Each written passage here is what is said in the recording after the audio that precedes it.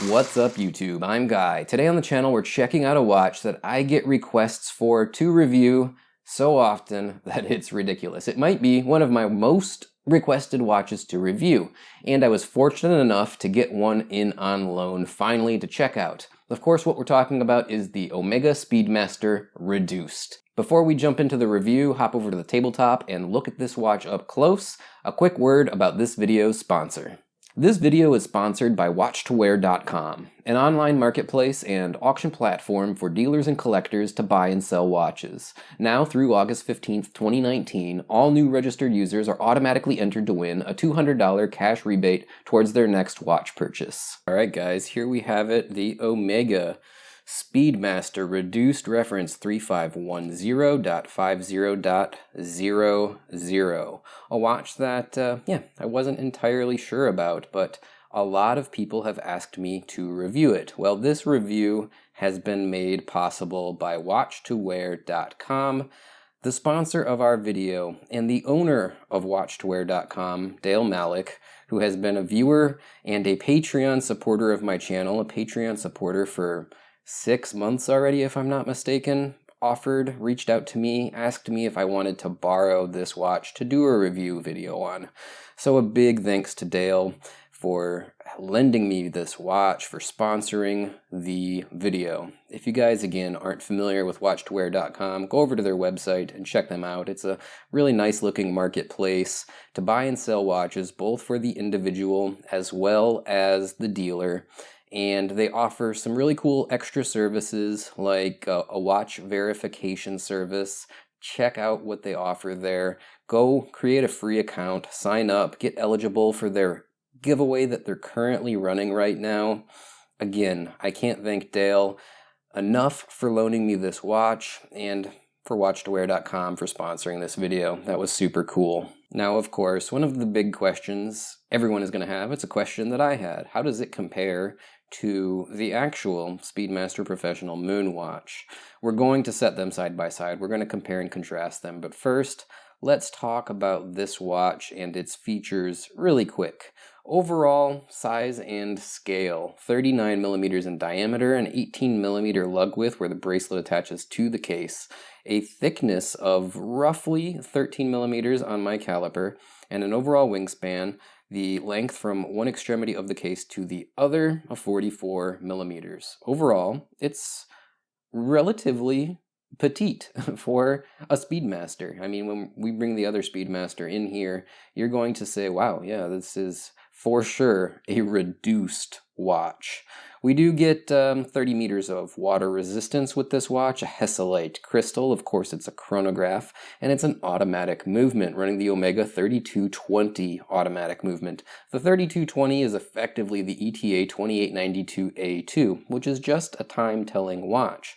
Built on top of that, we have a Dubuis-Duprat 2020 chronograph module, and I've heard people say that because it's using a chronograph module built on top of an ETA standard time-only watch, that it can be more troublesome, more difficult, more expensive to have this type of watch or movement serviced.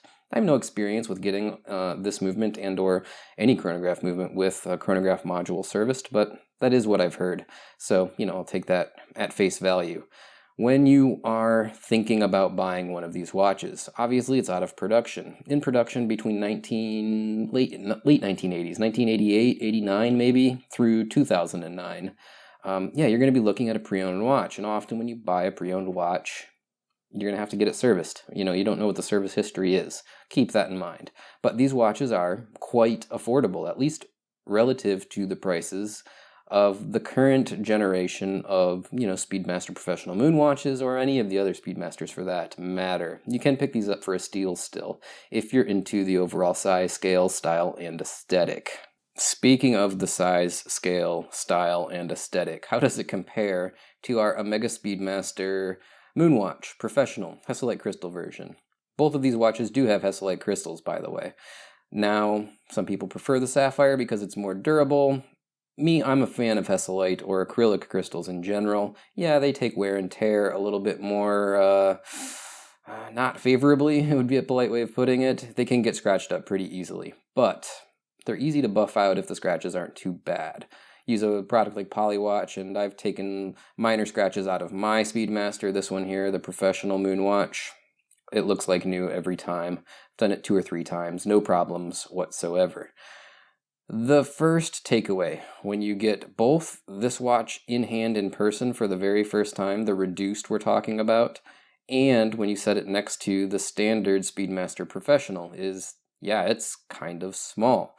I think one of the main things that makes it feel smaller than the dimensions might suggest is this. It is the 18 millimeter lug width where the bracelet attaches to the case. I do not favor, frankly, I don't think I would buy a watch with an 18 millimeter lug width. It just makes the overall watch feel rather delicate. It definitely decreases the overall wrist presence significantly. I'm just not a huge fan of 18 millimeter lug widths. 20 is ideal for me. Sometimes 22 works for me, but that can even feel a little bit large. That's the very first thing that I noticed when I picked this watch up was, wow, it feels small. It feels delicate. Absolutely it does. And especially next to the Professional 42 millimeter watch, exceptionally so. Speaking of the dimensions, let's compare 42 millimeters in diameter on the standard Moonwatch, 39 millimeters in diameter on the Omega. We had already mentioned 18 millimeter lug width where the bracelet attaches on the Reduced, and 20 millimeters on the standard Moonwatch. The other big difference is the lug-to-lug length. First, let's talk about the thickness. Thicknesses aren't that far off. 13 millimeters on the Reduced, 14 to 14 and a half, depending on where you measure from. Because of that steeply domed Hesselite crystal, it can be thicker or thinner. But yeah, let's say 13 to 14 and a half, or thereabouts. The big one is the overall wingspan, the length of the case from edge to edge. And I'll try to line them up here. I won't get a very good picture, I don't think, but 44 millimeter wingspan on the Reduced, 48 millimeter wingspan on the Professional Moonwatch. It's significant. It does make the watch feel much, much smaller, both in the hand, as well on the wrist. It makes a huge difference. It's supposed to be a reduced watch. It is what it is. But I think that it is a hair too small for a Speedmaster, at least for me, for my wrists, and for my personal tastes. Subjective. Plenty of people are going to disagree with me on this, but that's just how I feel about it. Now, in terms of whether or not I like the watch for what it is, yes, I do like the watch. It's a really nice, high-quality watch, considering that it's an older watch. Now, there is going to be a shortcoming when we talk about the bracelet, more specifically the clasp on the Speedmaster Reduced, but you expect that with a watch that was made between, the 1990s and early 2000s, for example. We did not see really high-quality clasps come into play until relatively recently on all watch brands, for that matter, not just Omega, and specifically not just the Speedmaster. But in terms of just the overall quality, it's similar to what we have here in the Professional Modern Moonwatch.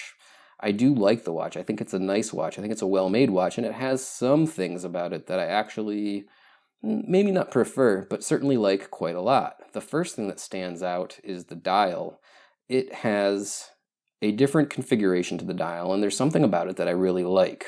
If we come in here nice and close and we'll focus in on the Reduced, the watch on the left, what do you notice? Right off the bat, there's Arabic markers, 5, 10, 20, 25 through 60, and on the Professional Moonwatch, the one on the right, there are no Arabic minute markers. I think that's a cool little touch. Does it busy up the dial a little bit? Yeah, it does a little bit. But I do like it. I think it adds enough sort of variation or interest to the dial to make you kind of appreciate the differences between these two watches. Another difference, and one that I don't like as much, is the spacing of the subdials. On the Reduced, they're much more spaced out, much more wide, pushed out to the edges of the dial, whereas I think they're perfectly aligned, and the overall flow of the subdials or the chronograph registers on the Professional Moonwatch, it's just a better layout in my opinion. It's a minor thing. Some people are going to probably not even notice it. Some people are going to say they don't mind it. Some people might actually prefer it. But for me, for my sort of, feng shui sensibilities, I think that the chronograph registers, the subdials on the Professional Moonwatch, I think it's just a little bit better. Another thing you might notice is that the active running seconds on the Reduced is at the 3 o'clock position, and on the Professional, it's at the 9 o'clock position. It's a little thing. It's just something that I didn't notice right away, and I was looking down to set these watches and synchronize them to one another as closely as I could, and then it just dawned on me, like, oh, they have different dial layouts. The 30-minute counters, by extension, are mirrored from one another as well, at the 9 o'clock position on the Reduced and at the 3 o'clock position over on the Professional. The 12-hour counter is the same in both cases down at the 6 o'clock side. The tachometric scale bezels are relatively the same. It's a little bit smaller on the Reduced, and you would expect that. And, otherwise the rest of the dial, including the very, very bright superluminova luminescence, is also pretty much the same on both of these watches. Being as how the Reduced has a totally different chronograph system, the Omega 3220 movement in this watch, like we had mentioned, is an automatic with a chronograph module, completely different from the mechanical hand-wind only 1861 movement that we find in the Professional. The feel of using the chronograph, the actuation of the buttons, it does feel a little bit different, and frankly, if I'm being honest, preferable. It's just a very light click to get the chronograph off and running. It's a very stiff, harder click on the Professional. It's a noticeable, significant difference in the overall operation of the chronograph functionality of both of these watches. And if I had to pick which one I like better, I do like the functionality, the tactile response on this Reduced better. Does it matter? Does it break the bank? Does it really affect my overall opinion of the watch? No, not, I'd take either one and be perfectly happy in terms of how the chronograph functions anyway. I just did want to point that out. Another difference is that the crown is a little bit more accessible on this watch, which makes hand winding the movement much more pleasurable to interface with. I have said it before in my other Speedmaster Moonwatch videos, hand winding this watch is not fun. It kind of sucks, let's be honest. The crown is really deeply seated into the case. It's a little bit stiff. It's hard to get a grip on. Overall, I'm not a huge fan of winding this movement up. But on the Reduced, it is certainly a lot more of a positive experience. Not something that you're going to have to do particularly often because it is an automatic watch, whereas on the mechanical you have to do it every day. So it's sort of a pain that it feels much nicer, much more refined, but it's something you'll very infrequently need to even bother doing. Nevertheless, it is a small difference that I noticed. The bracelet on the Reduced, significantly different, both in size and scale and in terms of quality. It's just not quite as solid, but it's still very nice. If we look at the end links, and let me open the bracelet up here to get a better look at them. It's not quite the same high quality, solid end links that we find on the new one. The same with each individual link. They're just a little bit more flexible. They just feel a little bit more lightweight. The overall finishing on the bracelet, quite nice. I do actually like it a lot. The big difference, though, is going to be once we start looking at the clasp, and there you can see the swing arm. It is just low-quality stamped steel and just a simple friction lock clasp. The Speedmaster branding is nice. It's embedded into the clasp with the Speedmaster, I guess the Omega logo, with the Speedmaster word there. And the friction lockup is quite good, if I'm being honest. I have no real issues with it. I think that despite the fact that it is one of these older style lightweight stamped steel affairs, it's still nice. I like it. I'm not going to really mark it down too many points because of the clasp. I would wear this and be perfectly happy with this style of clasp. Another big difference with the clasps is you can see all the micro adjustments that we have on the Reduce's clasp here. This is not the original clasp for my Speedmaster Professional. Let me get this out of the way here. I had to swap this clasp out with a different Omega clasp. This clasp, which cost me about $200, has a push-button glide lock style adjustable free-floating micro-adjust system. The original clasp that comes on your Speedmaster Professional just has two little micro-adjust holes on the side of the clasp, and that's it. Totally unacceptable for a watch at this price point. So from that perspective, At least the Reduced, with its sort of older style technology, has ample, absolutely plenty of micro adjusts. That's a big deal. If you're the type of person that can be easily bothered by not having a perfectly comfortable fit on the wrist, you need more than the 2 little spots that the current Speedmaster Professional's Clasp offers. Definitely a cool watch. I do like the Reduced, more than I thought I would.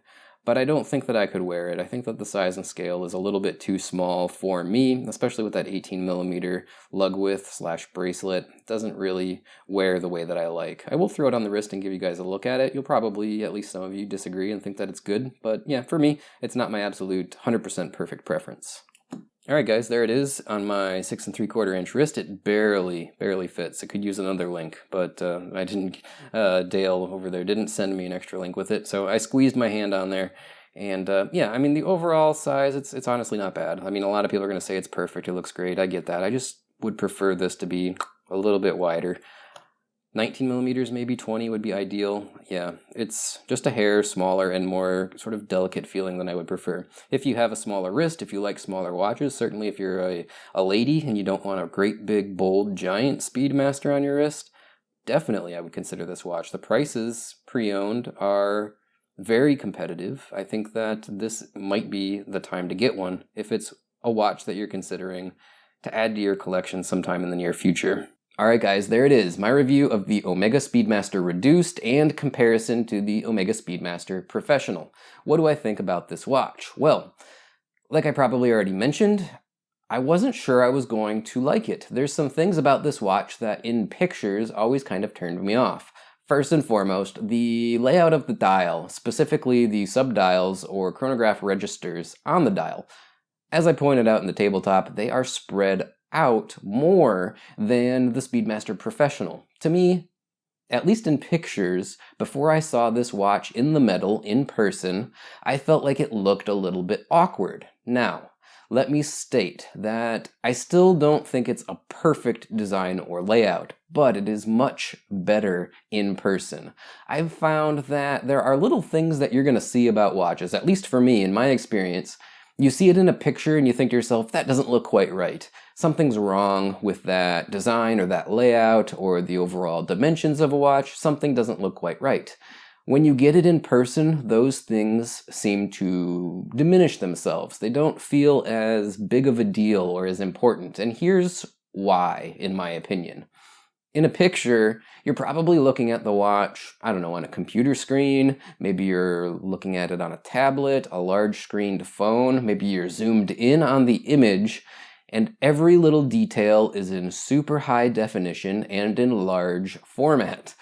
So it looks exaggerated. I would use these subdials as an example. Because you see the watch in pictures, on the Speedmaster Reduced, the subdials seem way more prominent and way more out of proportion or out of dimension than they ought to be. The truth of the matter is, once you get it in hand, it is largely not as noticeable or not as egregious, at least for me, as I thought it was going to be. The short answer is I didn't think I was going to like this watch very much because of that primary factor.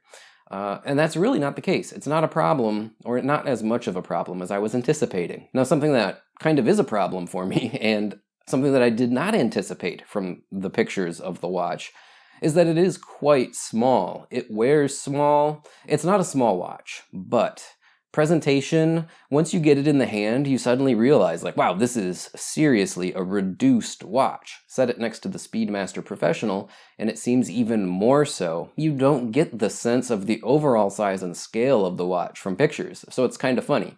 Some things in pictures come off as being overly exaggerated, and some things in pictures you don't even notice. This is one of those things. You don't notice how small the watch really is. It has a very, subdued wrist presence. The thinner profile of the bracelet really plays here. It does make the bracelet feel very slender, very, I won't say delicate, but for lack of a better word, sure. It does feel almost, undersized. It's difficult to describe, but maybe it's because I've had so much experience with the Speedmaster Professional, the full-size watch, that I feel that way. Maybe it's because I'm just used to that watch. But yeah, the size of the watch is actually the main problem for me now. All that aside, it is quite a nice watch. And if you're in the market for a Speedmaster, but you don't like the overall size, scale, and heft of the Professional, and maybe, I don't know, there's something about, I don't know, the first Omega in space, which is a slightly smaller version of the Speedmaster, this could be a serious contender for you. For me personally, I think it would be a pass. It is just not quite what I would be looking for, but I could see the appeal for a lot of people. Certainly having the automatic movement, that could be a plus for you. The hand wind movement on the Speedmaster Professional, nothing to write home about. As I've mentioned in other videos, hand winding that movement is less than pleasant, if I'm being perfectly honest. The crown is so deeply seated into the case, and the winding action is nothing special. Having an automatic movement actually might be a plus in this case, and you get that with the Reduced. Alright guys, that's going to wrap this one up for today. As always, thanks for tuning in. If you'd like to help me out and support the channel, down in the description of this, and of course every video I do, is a list of ways that you can help me out. First and foremost, social media. I'd love for more of you guys to get over and follow me on either Facebook, Twitter, or Instagram, whichever you prefer. Also, join my JustBlueFish Watch Club Facebook group. That's right, I have a Facebook group over on Facebook, obviously. And yeah, we have, I don't know, 1,300-ish or so members so far. We talk about watches, discuss watches. It's a fun community of watch enthusiasts and fans of the channel and the things that I'm doing here. So I encourage any and all of you to come over and join us on the JustBlueFish Watch Club on Facebook. Bear in mind that if you click that join or sign up button, whatever it says, there's a series of questions that you have to answer before you will be admitted to the group. And if you omit those answers, and they're simple yes or no questions, then you will not be accepted into the group. So please pay attention and fill out the questions in the affirmative when you try to sign up. Now, if you'd like to help me out financially, Patreon. My link is down below. A big thanks to the people that have been helping me out on Patreon and giving me donations month in and month out. I really do appreciate it. It helps me out a great deal. It keeps me motivated, and yeah, I continue doing these videos. If you'd like to help me out financially, scoot over to Patreon, click that link, and yeah, just a small donation every month would be greatly appreciated. Now, if you want to help me out financially, but you don't want to do the Patreon thing, you don't want to give out actual donations, no problem. All you have to do is use my Amazon affiliate link. There's a link down below to Amazon. If you think you might like to buy something that I've reviewed, or anything else for that matter, click my Amazon affiliate link first. It'll shoot you over to the Amazon homepage. From there, do your shopping like normal, and I get a small commission. Yes, it is, in fact, a very small commission, but those commissions do add up, and if everyone uses that link, it helps me out a great deal. A lot of you guys have been, and a very big thanks to all of you that have been using the Amazon affiliate link. I do greatly appreciate it. That's going to wrap this one up for today, so I'll sign off and say until the next one, bye now.